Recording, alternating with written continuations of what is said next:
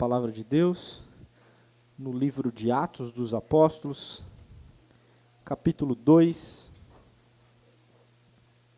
Atos dos Apóstolos, capítulo 2, versos 42 a 47. Esse será o texto da exposição desta manhã. Atos 2, a partir do verso 42, acompanhe com fé e reverência a leitura da palavra de Deus. E perseveravam na doutrina dos apóstolos e na comunhão, no partir do pão e nas orações. Em cada alma havia temor, e muitos prodígios e sinais eram feitos por intermédio dos apóstolos. Todos os que creram estavam juntos e tinham tudo em comum. Vendiam as suas propriedades e bens, distribuindo o produto entre todos, à medida que alguém tinha necessidade. Diariamente perseveravam unânimes no templo, partiam pão de casa em casa e tomavam as suas refeições com alegria e singeleza de coração, louvando a Deus e contando com a simpatia de todo o povo. Enquanto isso, acrescentava-lhes o Senhor, dia a dia, os que iam sendo salvos. Até aqui a leitura da palavra de Deus. Vamos orar mais uma vez. Ó Senhor, nós te bendizemos, porque a tua palavra nos instrui e confronta o nosso coração. A tua palavra nos chama ao arrependimento e também nos santifica. A tua palavra, ó Deus, nos purifica e molda o nosso coração. E o Senhor faz assim, pela ação do teu Santo Espírito em nosso coração. A palavra lida e pregada, ó Senhor, não terá e não teria efeito nenhum se o teu Espírito não atuasse. É por isso que nesta manhã nós clamamos que o teu Espírito atue em nós, a fim de que nós sejamos membros da igreja saudáveis, a fim de que a nossa igreja seja uma igreja saudável. Dá-nos temor do Senhor e tremor da tua presença, a fim de que o nosso coração se quebrante, Senhor, e rejeitemos a impiedade do mundo e como a nossa cultura impõe valores que não são compatíveis com a tua palavra. Ajuda-nos a transpormos a cultura, Senhor, e a vivermos como crentes que amam o Senhor e que vivem pela expectativa do novo céus e a nova terra. E que essa esperança não seja uma esperança apenas ilusória, mas que ela tenha impacto no presente, nas nossas vidas pessoalmente, Senhor, bem como na vida daqueles que nos cercam. Que o teu bom nome receba a glória, assim nós oramos, em nome de Jesus. Amém. Meus irmãos, não sei quantos de vocês já ouviram falar de John Knox. John Knox é um dos considerados pais da igreja presbiteriana na história. Ele foi um reformador escocês, discipulado por João Calvino, que pastoreava uma igreja em Genebra, na Suíça. O Knox chega a Genebra, conhece Calvino e se encanta com grande admiração sobre a fidelidade e pureza da igreja que viu em Genebra. Certa vez, o Knox disse que a igreja de Genebra era a mais perfeita escola de Cristo desde os dias dos apóstolos. A mais perfeita escola de Cristo desde os dias dos apóstolos. Para quem conhece um pouquinho da história da Reforma e conhece pessoalmente a história de João Calvino na cidade de Genebra, você sabe que o impacto não foi um impacto apenas religioso naquela sociedade. Na verdade, a Reforma trouxe uma nova perspectiva de vida para as pessoas da Europa naquela região da Suíça. Por isso, o encantamento de John Knox era, sem dúvida, meus irmãos, justificado. Mas, acima da igreja de Genebra, consideramos, então, a igreja de Atos. Aqui, John Knox se refere quando diz que Genebra era a mais perfeita escola de Cristo desde os dias dos apóstolos. Consideremos, meus irmãos, a igreja apresentada por Lucas no livro de Atos, uma igreja verdadeiramente saudável. Essa é uma igreja saudável. Em Atos, o médico Lucas, que não foi uma testemunha ocular do Senhor Jesus Cristo, mas conheceu o Evangelho depois, nós não sabemos muito bem como foi a sua conversão, mas como um hábil escritor e historiador, ele nos relata o que aconteceu após a ascensão do Senhor Jesus Cristo, que começa lá no capítulo 1 de Atos.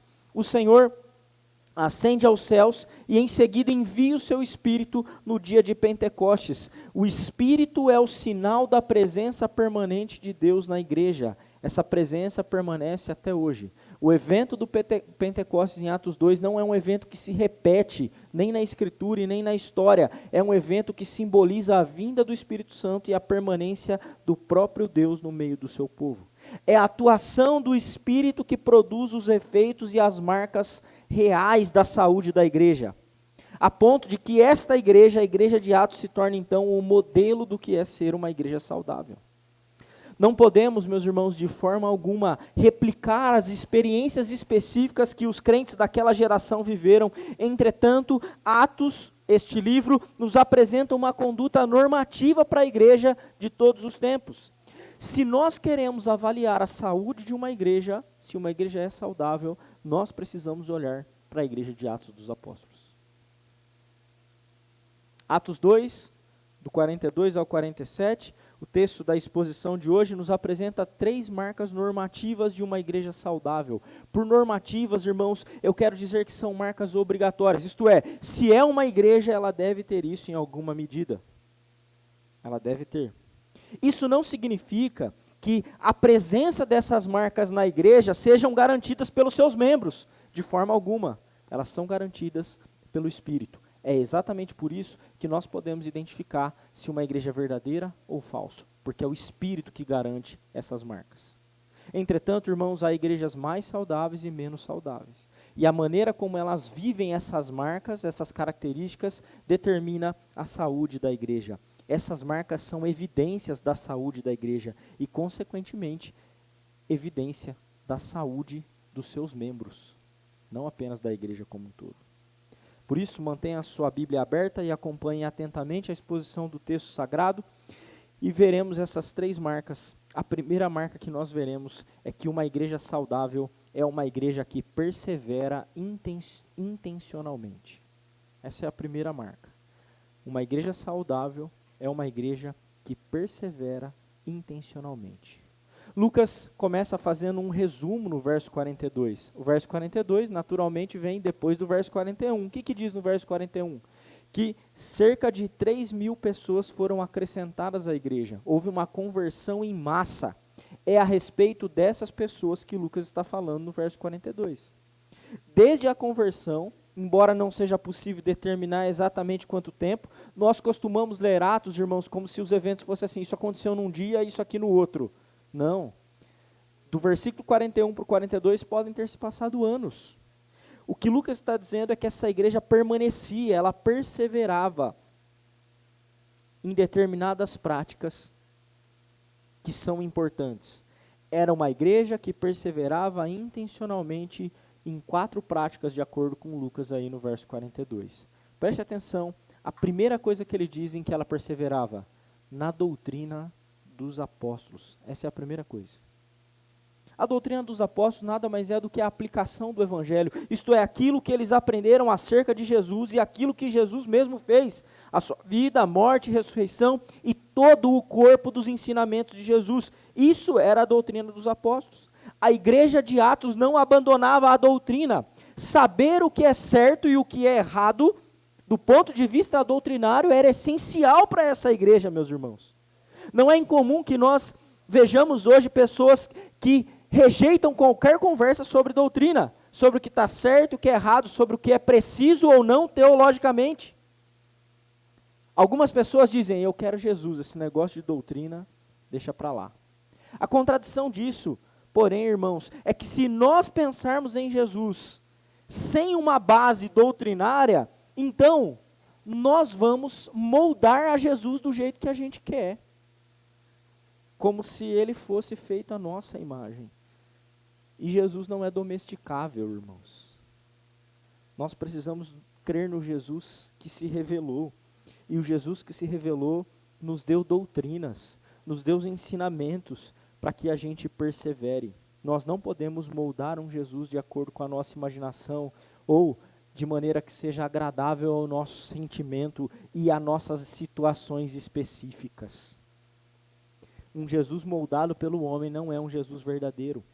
Uma igreja sem zelo e perseverança doutrinária não pode ser chamada de cristã, porque ela não se fundamenta no Cristo das Escrituras. Você consegue entender isso? Uma igreja que não permanece na doutrina, ela não pode ser chamada de igreja cristã. Igreja cristã é a igreja que replica os ensinamentos de Cristo, as doutrinas de Cristo.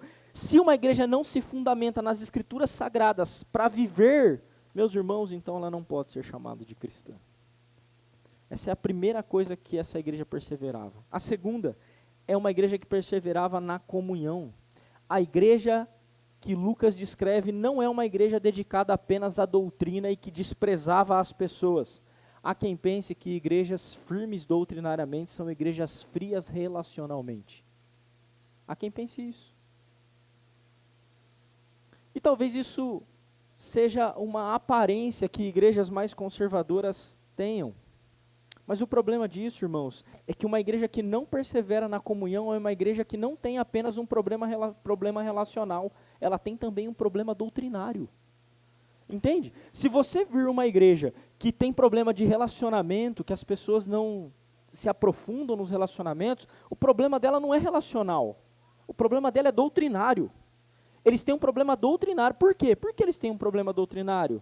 Porque essas pessoas não conseguem compreender que o propósito da obra de Jesus não era salvar você, era salvar a gente, era nos salvar. O apóstolo Paulo escreve a Tito, dizendo que Cristo se entregou por nós para purificar e constituir um povo exclusivamente seu. Entende? Que Deus sempre converte o pecador e agrega-o, introduz o pecador na comunidade da fé para que ele desfrute de comunhão. Esse não é um problema meramente relacional, é um problema doutrinário. Por isso, talvez que Lucas tenha colocado a doutrina dos apóstolos na frente.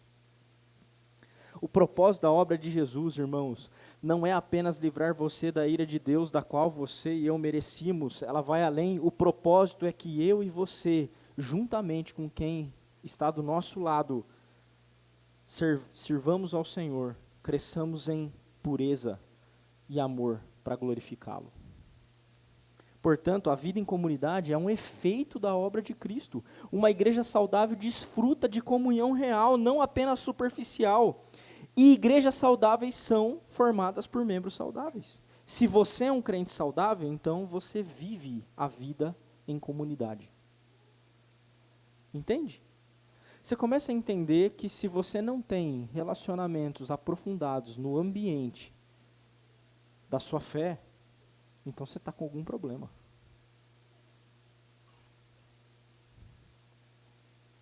Lucas diz que essa igreja perseverava na comunhão. Ele também diz que essa igreja perseverava no partir do pão.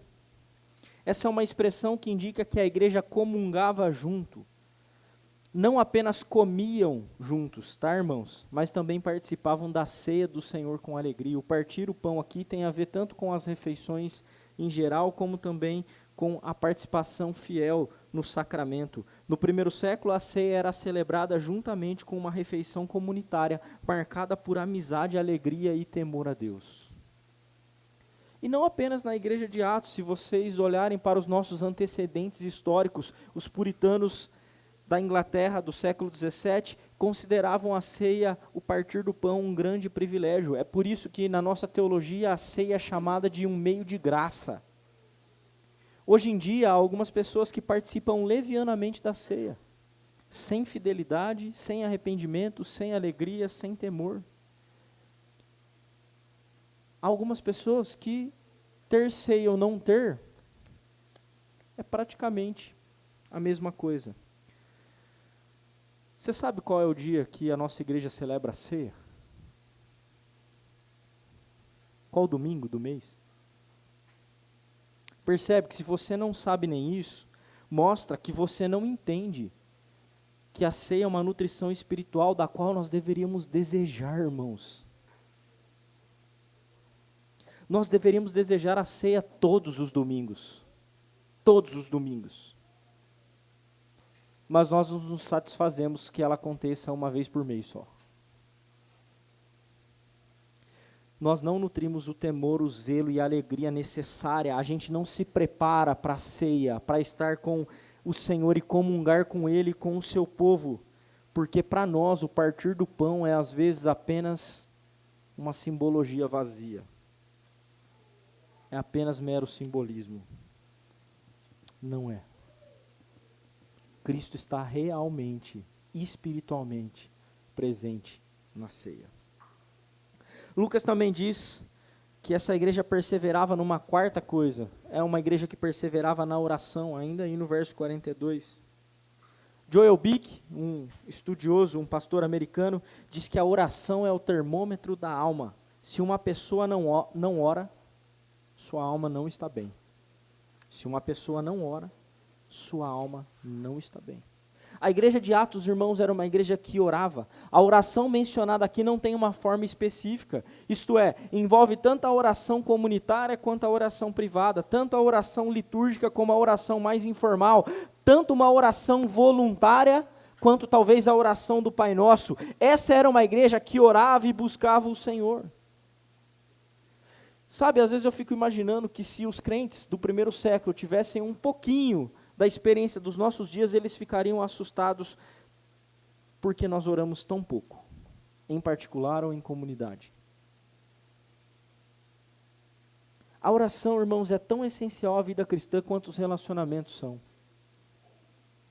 Nós somos chamados a estar diante de Deus em oração, individualmente como povo. A igreja de Atos era uma igreja saudável, e uma igreja saudável ora. Nada dessas coisas que nós acabamos de dizer faltava a essa igreja. Mas e quanto a nós? O que tem faltado? Nós temos falhado em vivenciar essas quatro coisas? Em se dedicar a essas quatro coisas? Essa igreja era melhor do que a gente, por quê? Ah, pastor, ela era melhor do que a gente porque ela tinha o Espírito Santo. Não, nós temos o Espírito Santo, irmãos. Por quê? O Espírito que habitou a igreja de Atos é o mesmo Espírito que habita. Qual é o problema então? Será que Deus tem falhado? Irmãos, nós criamos uma série de justificativas falsas para nós mesmos. Para não se dedicar à doutrina, nós dizemos assim: eu não consigo ler e estudar a doutrina, é difícil. Eu não tenho tempo e nem tenho facilidade para ler, eu não fui treinado para ler. A gente acha que a comunidade do primeiro século era constituída de eruditos. Não era, irmãos.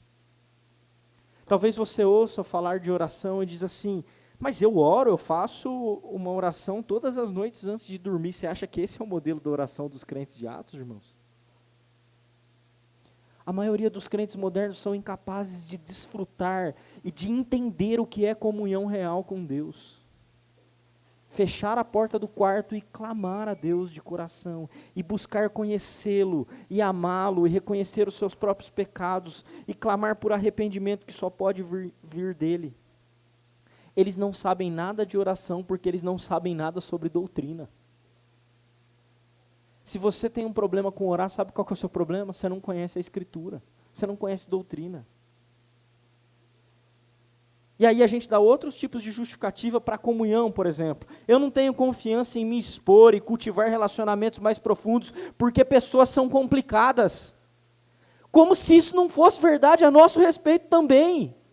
Sim, pessoas são complicadas, mas essa é a verdade que nós recebemos do Evangelho, irmãos. Nós estamos ligados uns aos outros.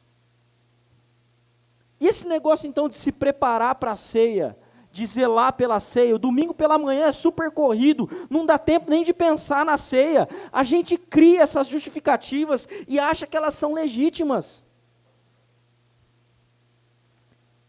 E respostas como essas podem ser sintomas de que a gente está doente espiritualmente. Como está a sua alma, meu irmão? Você olha para a perseverança dessa igreja nessas quatro coisas e você diz assim: vai bem a minha alma. Para de se iludir.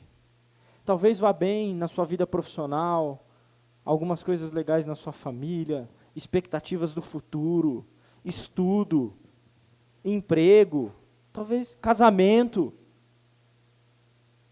Talvez tudo isso esteja indo bem. Mas não se engane. Essas coisas do mundo podem ser, irmãos, podem ser a morfina da nossa alma que está minguando. Qual é a saída então? Será que agora você deve fazer, a partir de segunda-feira, então eu vou estudar a doutrina, vou começar a ligar para os irmãos, vou prestar atenção no partir do pão, na ceia, e vou orar mais? É sério que você ainda acredita que você tem capacidade de providenciar essa mudança no seu próprio coração? Para de ser tolo. Irmãos, a saída é a gente se humilhar diante de Deus, é a gente clamar para que a gente seja uma igreja saudável. Não está na nossa mão, a gente não consegue fazer isso. Sabe por que a igreja de Atos orava? Porque ela sabia disso. Ela sabia que não dava conta sozinho. Você não dá conta sozinho, crente. É por isso que você precisa calejar o joelho. É por isso que você precisa virar as páginas da Escritura. É por isso que você tem que chegar cansado em casa e dormir com a cara na Bíblia, se o sono te pegar. É por isso que você, tímido, precisa se expor à família da fé para ser corrigido e aprender uns com os outros e ser estimulado em amor uns com os outros. Porque a gente não dá conta.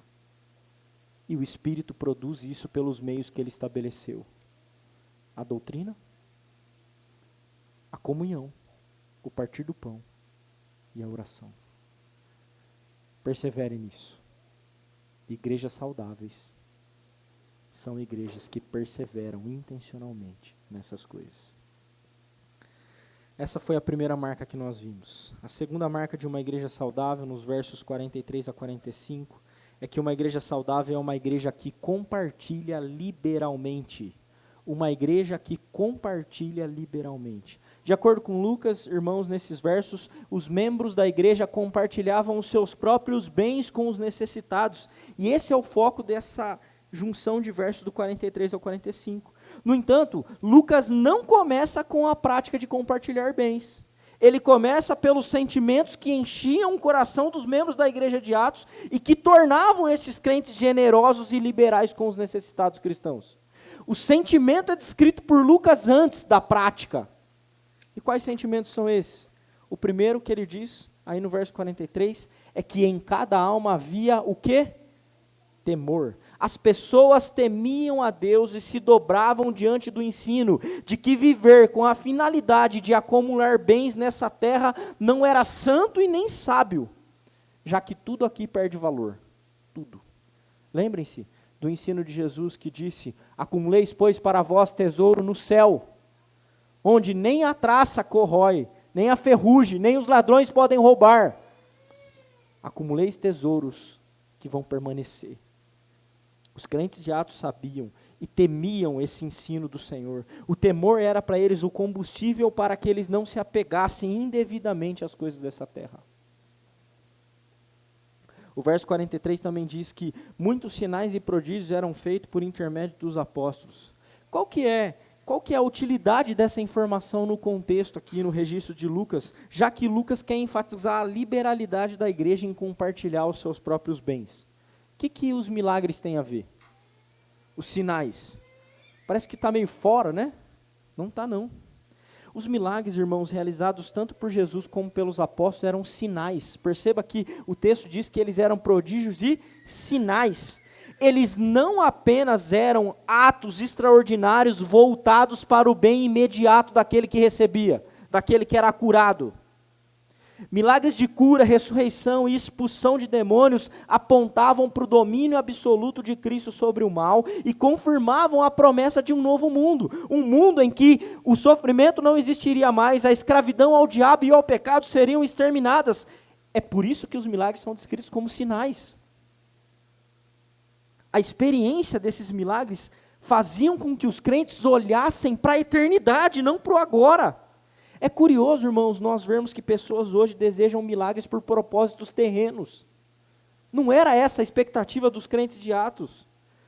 Os milagres nos dias de Jesus e dos apóstolos visavam produzir uma expectativa eterna. É como se Jesus estivesse dizendo, está vendo esse cego sendo curado? Vai chegar o tempo em que a humanidade toda e a criação toda vai ser redimida, que não haverá mais cegos, não haverá mais mudos, não haverá mais pessoas sendo oprimidas por Satanás, não haverá mais roubos, não haverá mais mal, não haverá mais sofrimento. Era isso que os sinais pretendiam comunicar.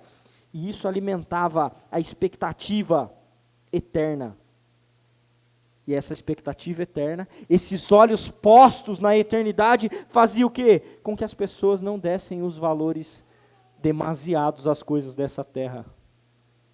A generosidade e o amor aos santos se tornava mais importante do que os bens. É isso que acontecia nessa igreja saudável. Por que reter os bens? Por que reter os bens que passam quando nós podemos usá-lo para demonstrar o cuidado e o amor para com o povo de Deus? O cuidado com as pessoas era mais importante do que os bens. Então eles vendiam, diz o texto, eles vendiam bens e propriedades e distribuíam os recursos, não as propriedades, tá? Eles distribuíam os recursos, não as propriedades. Não é uma redistribuição de propriedades, tá, irmãos? Eles vendiam e distribuíam os recursos conforme a necessidade das pessoas. Esse cuidado não era um cuidado impensado. Isso significa que eles não vendiam a própria casa e ficavam sem casa para dividir, tá? Não. Eles vendiam propriedades que eles tinham sobrando para ajudar pessoas em necessidades extremas, que eram seus irmãos. Esse texto é muito abusado, irmãos, para impor ideias estranhas. E a gente precisa corrigir esses possíveis abusos. O primeiro deles é que a venda de propriedades aqui era uma venda completamente voluntária. Ela não era ordenada pelos apóstolos e pela igreja. Não. A igreja não ordenava a venda da propriedade das pessoas. As pessoas vendiam porque elas tinham um amor pelos santos, que era encorajado pelo temor a Deus e pela expectativa do futuro. Portanto, esse texto não chega nem perto de oferecer um fundamento para o comunismo ou para o socialismo. Não tem nada a ver com isso. Até porque a propriedade privada é um direito legítimo na Escritura. As pessoas têm propriedades. Não há mal nenhum nisso, em tê-las. Em segundo lugar, irmãos, poucos anos depois, a gente está falando de talvez 50, 60 depois de Cristo, nesses dias. Poucos anos depois, as propriedades em Jerusalém seriam completamente perdidas com a invasão do general romano Tito. Ou seja, os crentes que não venderam as suas propriedades que estavam sobrando para dividir com os santos em necessidades extremas, iam perder tudo. Mas, preste atenção, aqueles crentes não sabiam que isso aconteceria. Deus sabia. Isso mostra que aquilo que Deus plantou no coração deles era uma generosidade real, específica para um momento de necessidade intensa. Por que necessidade intensa? Porque naqueles dias a própria adesão da fé, isto é, eu sigo a Jesus, eu quero seguir a Jesus, faria com que muitas pessoas entrassem em pobreza extrema por causa da perseguição. Então, essas pessoas precisariam ser ajudadas. Imagine se uma pessoa vem para a nossa igreja e diz assim: eu quero receber a Cristo, mas meu pai vai me deserdar. Não vou ter onde morar, só vou sair com a roupa no corpo. Eram coisas, talvez, muito comuns no primeiro século. Entende por que essa necessidade extrema de vender propriedades foi uma realidade, mas foi o próprio Deus que plantou isso no coração daqueles crentes? Aquilo era uma situação específica, irmãos. Então entenda bem, você não precisa vender as suas propriedades, tá? Ainda não. Talvez se um dia a gente tiver necessidades extremas para cuidar uns dos outros, talvez precise, mas nós não precisamos. Nós não vivemos as necessidades extremas dos crentes do primeiro século. Essas coisas eram coisas extraordinárias para necessidades extraordinárias. Mas sabe de uma coisa? Os dízimos e as ofertas são deveres cristãos ordinários. Dízimo e ofertas são deveres cristãos ordinários, que sustentam a igreja, seus ministros e os necessitados. Pastor, a nossa igreja ajuda necessitados? Sim. A nossa igreja sustenta o ministro? Sustenta. A nossa igreja cuida de toda a estrutura? Sim. E seus dízimos e as ofertas são usados com esse propósito, que são ordinários, não extraordinários. A igreja saudável compartilha liberalmente em todos os tempos, embora ela compartilhe diferente em tempos extremos. Entende? A gente não precisa dizer, vamos todo mundo vender a propriedade aqui como lá em Atos, não. Mas a gente precisa entender que o estímulo generoso que havia no coração daqueles crentes deve existir no nosso. E não é uma generosidade tola, empolgada, irmãos. É uma generosidade de acordo com a necessidade. Você não precisa vender a sua propriedade hoje, mas você deve ser fiel nos dízimos e nas ofertas. Alguns procuram desculpas para não praticar o dízimo. Trata-se de uma prática, irmãos, consistente. Não cabe provar aqui, mas é provável na Escritura. Ainda assim, muitas pessoas se abstêm. Elas dizem que ganham pouco ou porque falta fundamentação bíblica. Mas a verdade, irmãos, é que elas não são dizimistas e ofertantes fiéis por nenhuma dessas razões. Mas é porque elas não temem a Deus e porque os olhos delas estão voltados para as coisas dessa terra e não para a eternidade. Essa é a verdade. Por que falta generosidade no nosso coração? Porque não tem uma ordem clara na Escritura para ser dizimista e ofertante? Não. Nos falta isso porque os nossos olhos estão postos aqui, não na eternidade. Isso também é um sintoma de doença espiritual. A ausência de liberalidade não é, em primeiro lugar, uma questão financeira, mas é uma questão espiritual. Revela uma compreensão fraca de que Cristo entregou tudo, pelos seus e para que a sua igreja cuidasse uns dos outros com amor e generosidade. A igreja saudável, meus irmãos, é uma igreja que persevera e também uma igreja que compartilha liberalmente. Essas são as duas marcas que nós vimos até agora. Agora, nos versos 46 e 47, nós veremos a terceira e última marca de uma igreja saudável, que é uma igreja saudável, é saudável porque ela é uma igreja que adora abundantemente. Adora abundantemente. A igreja saudável tem um compromisso absoluto com a adoração. Absoluto. E esses últimos versos, 46 e 47, deixam isso muito claro. Veja só que Lucas vai descrevendo algumas características da adoração. A primeira delas é que eles faziam isso diariamente. A adoração em Atos acontecia diariamente no templo. Diariamente. A menção do templo, irmãos, evidencia que Lucas está se referindo à adoração. Ninguém ia lá porque, vou passar e olhar o templo. Não, eles iam lá para adorar em comunhão. Os dois aspectos estão presentes aqui. Eu vou junto com o povo de Deus e adoro. Isso não significa que eles não consideravam o dia do Senhor, o domingo, como um dia especial, que era o dia da ressurreição de Cristo. É claro que eles consideravam o domingo como um dia especial, mas eles compreendiam que a adoração não se restringia apenas ao domingo.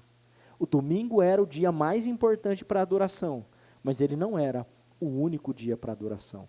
Qual é o dia para a adoração? Todos os dias. Por quê? Porque Cristo viveu por nós e a sua obediência colocada na nossa conta foi uma obediência diária, não foi uma obediência dominical.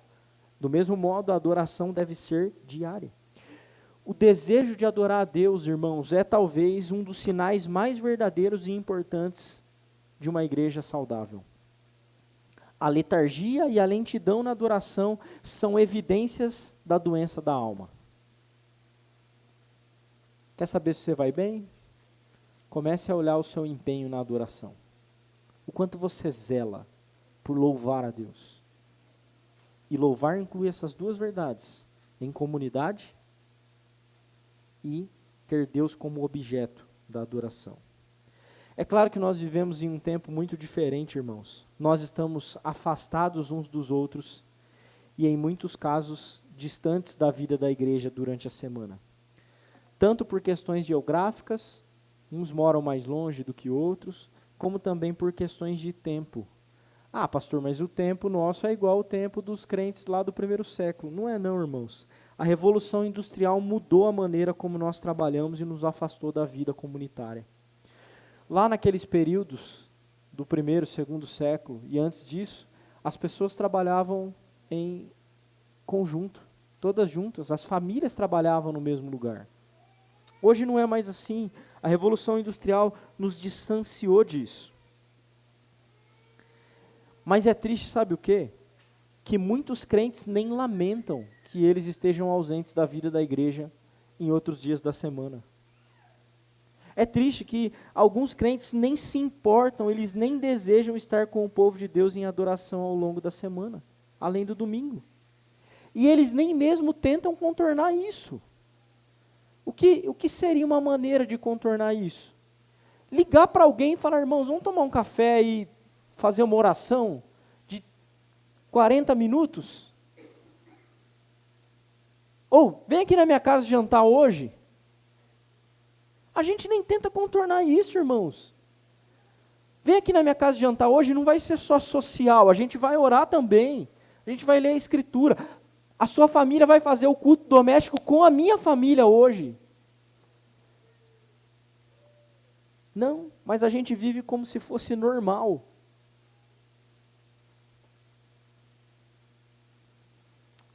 O verso 46 ainda mostra, irmãos, que a adoração não acontecia apenas no templo. Ela também acontecia de casa em casa, é o que o texto está dizendo. Onde as refeições eram compartilhadas com alegria e singeleza de coração, isto é, com simplicidade. Você não precisa fazer filé mignon para chamar o irmão para ir na sua casa, tá?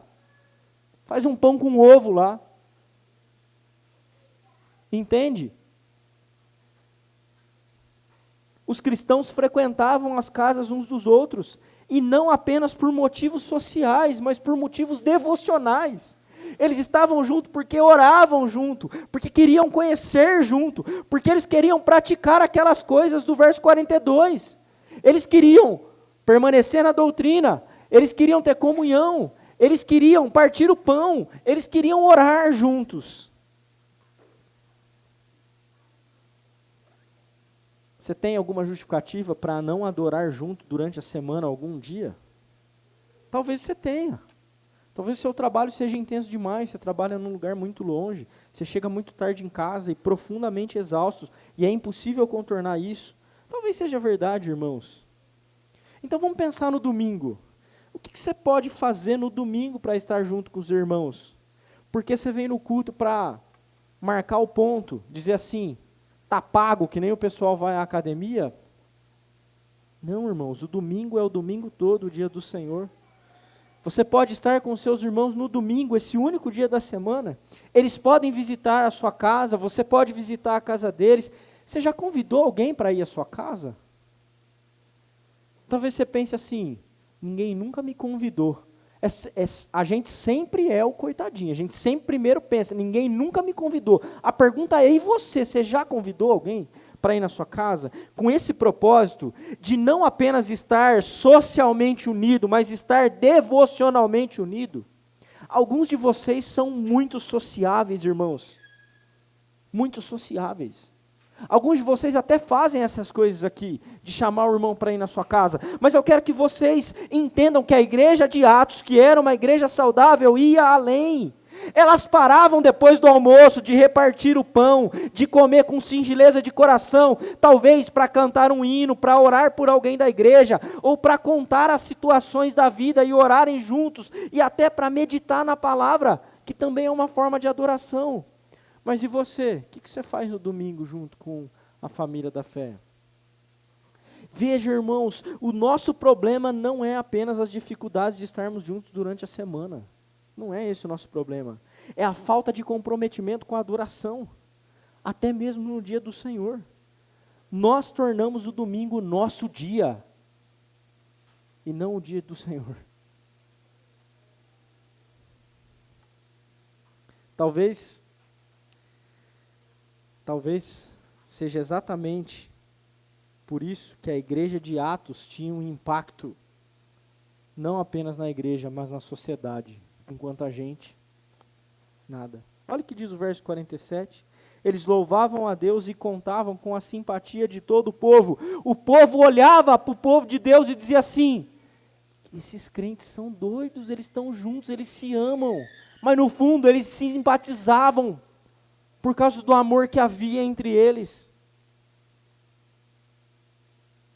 Essa adoração dos crentes em comunidade despertava a simpatia do povo. E essa adoração que despertava a simpatia do povo, parece estar acontecendo aonde? Aí no verso 47. Na igreja? Não, irmãos. Parece estar acontecendo em casa. As pessoas estavam juntos nas casas, e os vizinhos provavelmente percebiam a diferença na forma como eles se tratavam, isto é, como uma família. O texto termina dizendo então que o próprio Deus acrescentava à igreja aqueles que iam sendo salvos. Deus salva e transforma pecadores em adoradores. Mas será que nós, irmãos, será que nós estamos de fato adorando como uma igreja saudável? Será que nós somos uma igreja saudável? Será que nós somos uma igreja saudável? Será que se o John Knox visitasse a igreja presbiteriana em Arthur Nogueira, ele também diria, como disse sobre a igreja de Genebra, que ela era a mais perfeita escola de Cristo desde os dias dos apóstolos? Talvez você pense: pastor, há muitas diferenças culturais entre a nossa igreja e a igreja de Genebra, assim como também entre a nossa igreja e a igreja de Atos. Porém, será que a gente não tem usado a cultura e a nossa realidade como uma desculpa para que a gente viva friamente, sem perseverança nas práticas espirituais, irmãos? Será que a gente não tem andado de muleta e vivendo dando desculpa? Nós nos convencemos de que não temos tempo para conhecer mais doutrina, e de que nos faltam dons, de que nós oramos pouco ou nada quando oramos, mas nós soltamos palavras mecânicas e não buscamos intimidade real com o Senhor. Nós nos convencemos que está tudo bem. Nós nos convencemos que as pessoas são difíceis e que a correria do dia a dia impede uma comunhão real aprofundada. Nós nos convencemos disso, afinal de contas é a nossa cultura. Será que a gente não está deixando de lado o evangelho e comprando aquilo que o mundo fala? Há crentes que estão na igreja há bastante tempo, e eles não vão, eles não andam juntos, eles não participam da vida da igreja, porque eles estão convencidos de que tudo bem, tudo bem. Isso seria horrível na visão dos crentes da igreja de Atos. Nós nos convencemos, irmãos, de que nós somos pobres demais para dizimar e ofertar. E a gente até se engana. O Novo Testamento não fala de dízimo, só fala de oferta. Será? Será que isso é verdade? Mas eu não estou preocupado nem em provar isso, porque essas justificativas são falsificações para ocultar a doença da alma, que às vezes está à beira da morte. A falta de generosidade é um sintoma de que o nosso coração está nas coisas deste mundo, irmãos. Eu não tenho a pretensão de convencer vocês a mudarem de sentimento, de convencer vocês a mudar as justificativas e as posturas no que diz respeito à igreja. Não tenho essa pretensão. Eu apenas quero apontar os sintomas de que talvez nós estejamos doentes. Se realmente nós estivermos doentes, então a nossa única saída é nos arrependermos e nos humilharmos diante do Senhor e rogarmos que Ele faça de nós uma igreja saudável para a sua própria glória. Eu não tenho essa pretensão porque eu sou incapaz de produzir isso em mim mesmo e em qualquer outra pessoa. Mas o Espírito que habita a igreja quer fazer igrejas saudáveis. E ninguém fica saudável sem saber que está doente.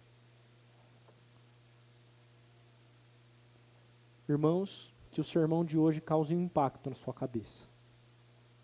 Que você saia daqui pensando na saúde da sua alma. E que você desfrute daquilo que Deus já deixou disponível. Persevere nessas práticas. Seja liberal. E adore. Essas são marcas de uma igreja verdadeiramente saudável. Vamos orar. Ó Senhor, nós somos tão diferentes uns dos outros, mas o Senhor nos uniu. O Senhor nos uniu aqui na igreja presbiteriana em Arthur Nogueira, Senhor. E essa união não é apenas uma união religiosa, mas é uma união espiritual real. Nós estamos unidos uns aos outros porque estamos unidos a Cristo e o Senhor nos trouxe aqui, Senhor, nos reunir nossa comunidade da fé, para sermos uma única e grande família. Ó Senhor, tem misericórdia porque nós somos duros de coração. Nós resistimos ao Teu chamado, Senhor. Nós resistimos.